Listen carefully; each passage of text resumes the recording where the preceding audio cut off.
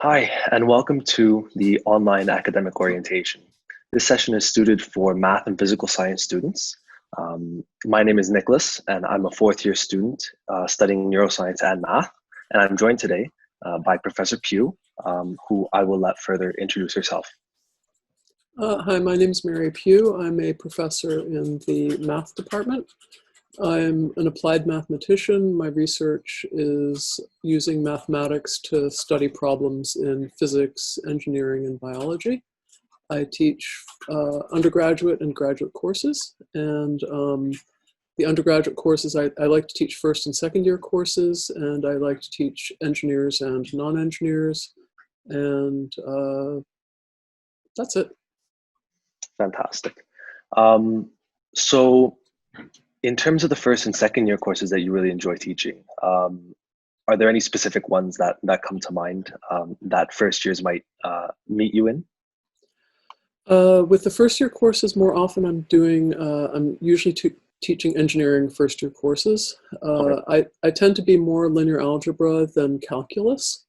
One of the big secrets at the University of Toronto is that linear algebra is something you're supposed to take in your first year, even though it's a 200 leveled course. And so when you look at the course catalog, you see all of the calculus courses are like 133, 135, 137, 157, 186. But then the linear algebra courses are things like 223 and 240. And this is because of an old rule, which is that you can't take more than 6 credits at the 100 level. Interestingly, this is changing as of September. So the students who are watching this video, who are just starting in this September, can take as many 100 level courses as they want. But in order to graduate, they must take at least 13 FCE at the 200 or higher level. So the restriction that was the reason for linear algebra being a 200 level course, even though it's to be taken in the first year, is no longer there. And so now we just have this artifact, which is linear algebra looking like it's a second year course, even though it's a first year course. Long story short, you should all be taking linear algebra in your first year if you're thinking of taking linear algebra. And to see me in the classroom, you may want to be in engineering or in linear algebra. Okay, fantastic. Yeah, I remember taking linear algebra 223 in my first year, and I was pretty confused on why it was a 200 level course, but pretty proud that I was able to, I felt like I was in an upper year course in my first year, so I went along with it. Yeah, linear algebra is much harder than calculus because it's much more theoretical. And calculus, you've spent 12 years of your life building up towards because you were graphing functions in grade 8. Mm-hmm. And you weren't thinking about definitions and theorems and proofs too much, whereas linear algebra is suddenly radically different from everything that was building up to calculus. Mm-hmm. Definitely. That's exactly, honestly, what I experienced when I first took it. It's something that high school doesn't really prepare you for unless you're lucky enough to have covered things like vector calculus and things like that, where it gives you a taste of the theories that you'd be looking at in linear algebra. But I think that the theoretical aspect and the intangible aspect is really what makes it a little trickier than calculus. Without question.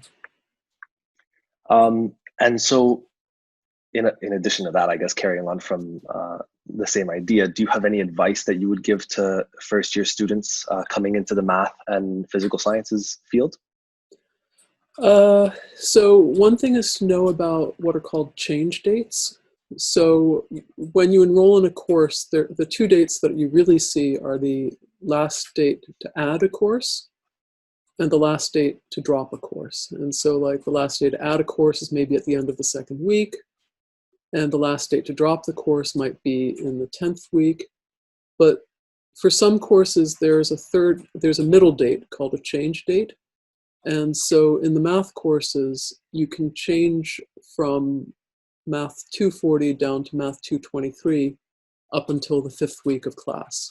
Or you can change from Math 157 down to Math 137 up until the 5th week of class, and so on and so forth. And so because the math courses come in different levels of difficulty, we have three levels of linear algebra, 5 levels of calculus. You may find yourself in a situation where you start in a course which is too easy or too hard, and you realize this after 2 weeks, and you don't want to just drop the course and lose a year of your life. You just want to change down. And so change dates are super important. They give you the flexibility to challenge yourself in a course which you worry might be too hard for you. And either it is or it isn't. Not, so one thing to know about is the change dates, because choosing which of the 3 linear algebras and which of the 5 calculuses can be confusing. Absolutely. 4 calculuses. Sorry, 4 calculuses. 133, 135, 137, 157, 4 calculuses. Yep. Yeah. As part of the fear of the unknown, students coming in are definitely going into a new part of their life. University is a big change from high school. Is there anything in a more generic sense that you would advise students to do or not do, let's say, that would make their academic life easier and the transition easier? Right. So one of the things that's, there are 2 things. So one is a sort of structural thing, which is that students need to learn to be what's called a self-regulated learner. Students need to learn how to set their own schedules, how to keep their own schedules, how to monitor their own process, how to keep deadlines. I was sort of surprised to learn when my son went into high school in Ontario that high school teachers are not allowed to enforce deadlines. They can say something is due on Friday, but they can't enforce it. Right. Whereas in university, if we say something's due on Friday, it's actually due on Friday. Yep. And if you don't, there's a penalty. And if you don't hand it in by Friday, there's a penalty, including maybe you can't hand it in at all, and you'll get a 0 on it. And so students have to learn how to manage their own time. Nobody's going to be hovering over them. There are no parents nagging them. There are no teachers nagging them, and it's a huge transition. And then you combine that with the transition of just trying to discern who you are and what you want to do, as opposed to what you said in order to get into university, or what you said in order to get this far, or what your parents are telling you you want. There are a lot of difficulties just in the first year having to do with life transitions. So there are learning transitions and there are life transitions, and that's one of the things. In terms of like time management, separately, there's an aspect of learning how to learn. You're going to be asked to think far more analytically than in high school, at least if you went to a standard high school. In a standard high school, you might have been told that something is a certain way, whereas in university, you'll be expected to ask, why is it that way? And what would change if it weren't that way? Or how could I modify things so that it might do things a little differently? And in university at the U of T, you're expected to question things. You're not expected to just absorb stuff and then give it back. The same wording and the same thought, with no processing, with nothing that you've added to it. And that's very difficult for some students because they got this far based on giving back what they were given, rather than processing and analyzing and changing and improving and understanding what they were given. And that's a huge, huge transition. And if a student were to be struggling, office hours are often something that a professor would recommend. So could you maybe give a little bit of an explanation on what office hours are? And if a student is feeling intimidated by office hours, what solutions do you have? Well, so professors are very, very sad when nobody comes to their office hours. Faculty instructors, we want students to come talk to us and try and muddle their way through their confusions. And students, on the other hand, are terrified of apparently terrified of coming to talk to the instructor or even the TA. I think, I don't know if the worry is that we're going to, they imagine that when a student walks in, that we look at their face and we go immediately, oh, that is John Jones, student ID number 12, blah, blah, blah, blah, blah. Yeah. The student got this mark on their quizzes, this mark on their homeworks, and this mark on their midterms, and this student I think this much of. So in fact, instructors don't have names and faces memorized, and even if we do have names memorized, we don't have the grade book memorized. And even if we did have the grade book memorized, and even if you did get a C on the midterm, we don't think any less of you for it. And so I think students are imagining that the instructors are judging them in ways that the instructors aren't. Right. The instructors just simply want to help you figure out what it is that you're stuck on. And that's all we want. And we're not there to judge you. And so it's intimidating to come one-on-one. It's intimidating to come on your own. And then if you're there in a group, then there's this additional worry that your peers are judging you. That, you asked, what does it mean to be linear, for a set of vectors to be linearly independent? And then you worry, oh my God, everyone in the class, everyone else in the room already knows this, and now they think I'm an idiot. Yep. And first of all, if they think that, they're jerks. And secondly, you don't even know that they think that. What they may well be thinking is, oh, thank God somebody asked that question. Yeah, it's more likely that they're thinking that. More likely that. And in class, instructors are so grateful when students ask questions. It's like we're so incredibly grateful when students ask questions because, first of all, it means that somebody is actually getting something figured out. And if the student asks that question, odds are good that many other people have the same question. And it's just engagement. It's just, please ask questions in class, and please come to office hours or go to the Math Learning Center or whatever. I mean, fear and shame are not helpful when it comes to learning. Right. And you're here to learn. And 10 years from now, it's not going to be, your transcript isn't going to say asked stupid question in office hour. Right?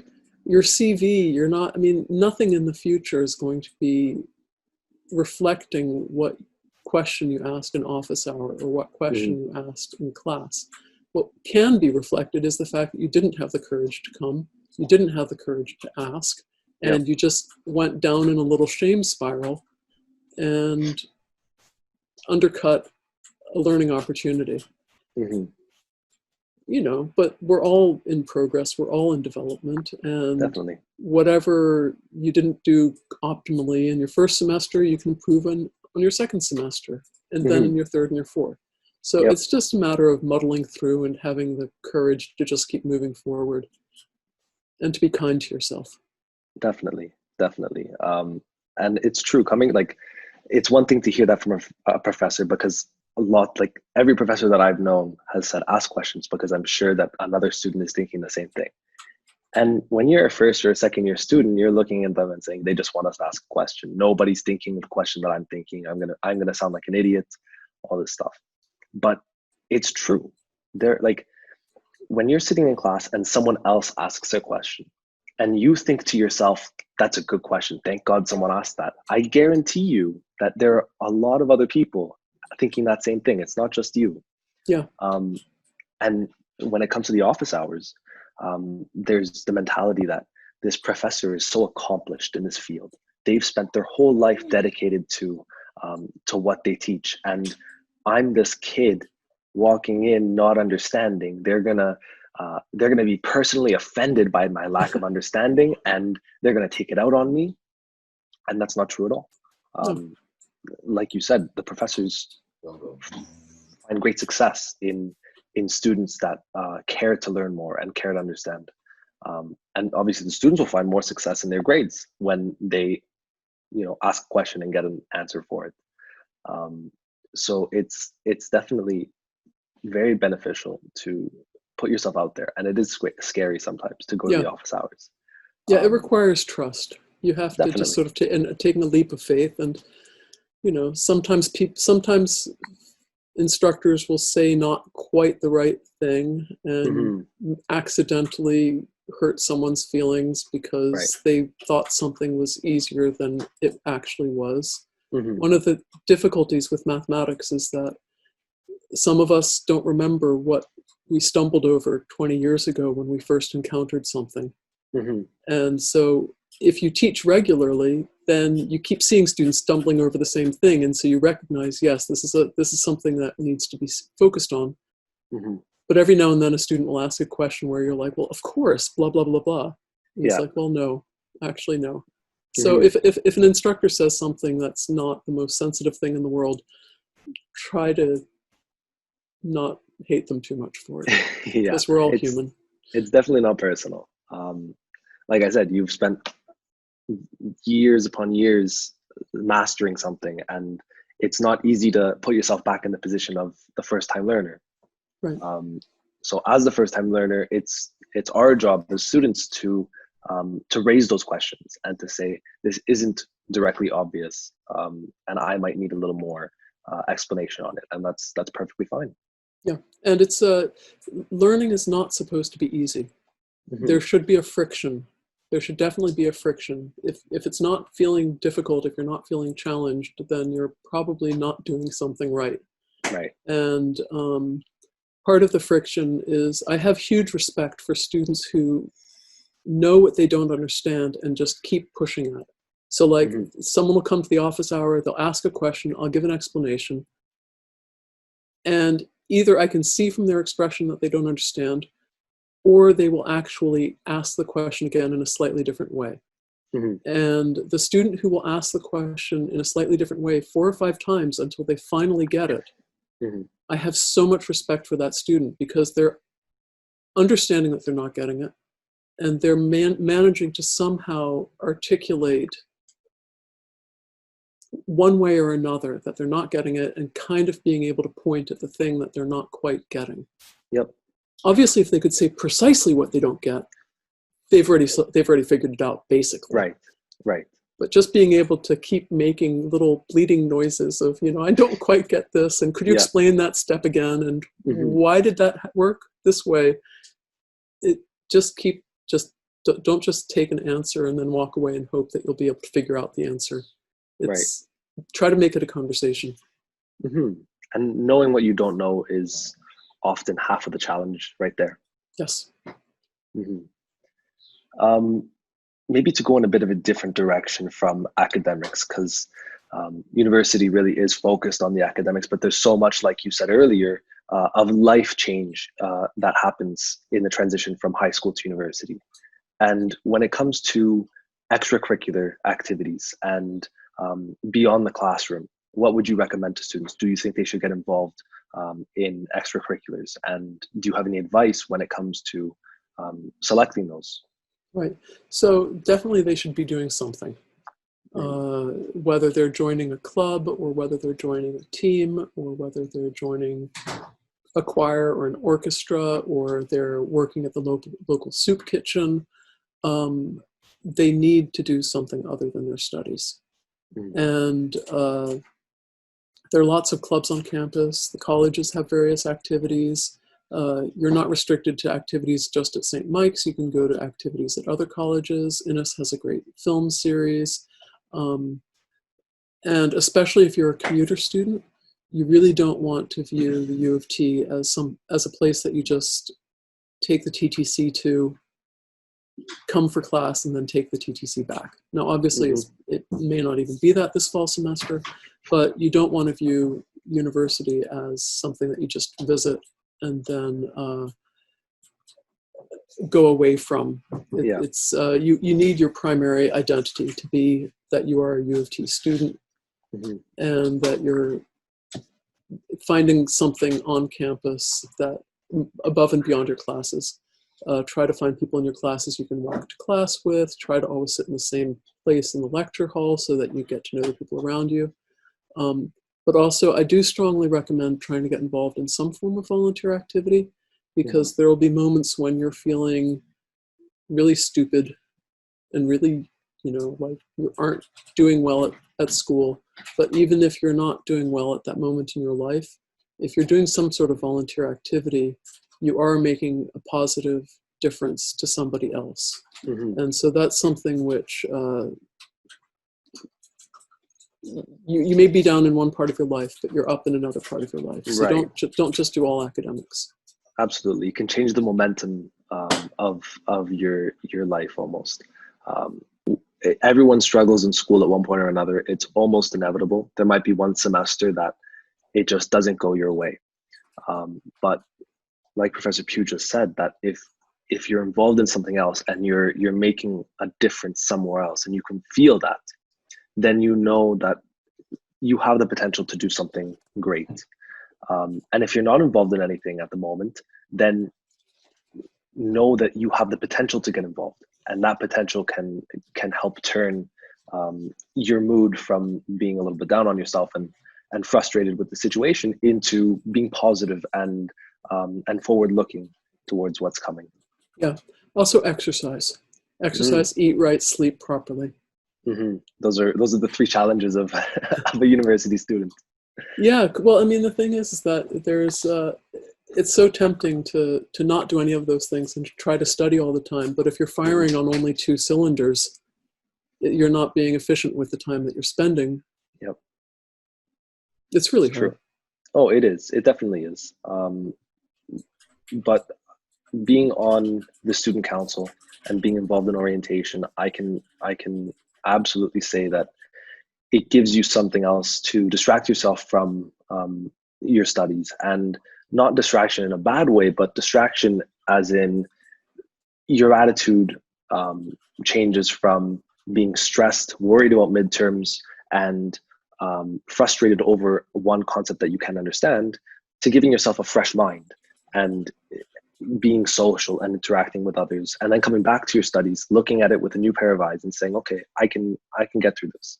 Right. And certainly in mathematics, it happens quite frequently that you're stuck on a problem and the answer or a new idea or a new approach comes to you while you're off riding your bike or taking a shower or doing something completely different from staring at that piece of paper. And so getting away from things can actually kick things loose in the thought process. It's true. That eureka moment will come at the most unexpected times. Exactly. So make room for them. Definitely. And maybe to close this off, one tip for success. So we've talked about extracurriculars and getting your mind off of things. We've talked about time management and being able to ask questions and that courage. But if you can try and give, I guess, one grand piece of advice for mathematics and physical science students to find success just in general. It doesn't have to be necessarily in a specific course or in the program, but just in general, what would you recommend to them? Oh gosh. Ask for help. Don't get behind, and just move on with the idea that 95 or 90 or whatever is good enough. Don't obsess over getting everything perfect. At some point, you need to just stop, hand something in, and move on to the next thing, because you really, really, really don't want to get behind. Do not get behind, and ask for help. Definitely. Getting behind is the biggest challenge, I think, for a university student. Because coming from high school, the work may not be, especially if you're coming to U of T, the work in high school may not be the biggest challenge. You would have time to finish your work with knowing that it's perfect and still being able to sit down and play video games, listen to music, go out with your friends. And you're not concerned about that. Coming to university, it's so much more challenging. There's a greater expectation on yourself and from others, because it is higher education learning. So definitely getting behind will be a major struggle to come back from. Right. But one of the things to bear in mind also is that in coming to university, you're leveling up. In high Mm-hmm. school, you were one of the top students. Now you're at university and you're surrounded by people who were one of the top students. Mm-hmm. And this is just an amazingly exciting opportunity. You're surrounded by people who like to learn, who are excited about things, who don't just sort of gape at you blank-eyed when you talk about some super cool thing you did with a computer the other day or Yep. whatever. You're surrounded by peers. And so some people can just view this as, oh my God, my grades are going to go down, competition is stiffer, blah, blah, blah, blah. And that's a really negative way of viewing things. You should view it as, I've gone from being a high school basketball player to being a university basketball player, or, next step might be the Olympics, right? You're Mm-hmm. leveling up. And so it's an exciting time full of lots of opportunities. Mm-hmm. I think that's perfectly said. Leveling up. I like that. So I think with that, we will conclude our online orientation session. Thank you so much, Dr. Pugh, for the time that you were able to give us. And with that, I wish all the first years watching a good semester and best of luck with all your academics coming forward. Me too. Have a great first semester and a great year.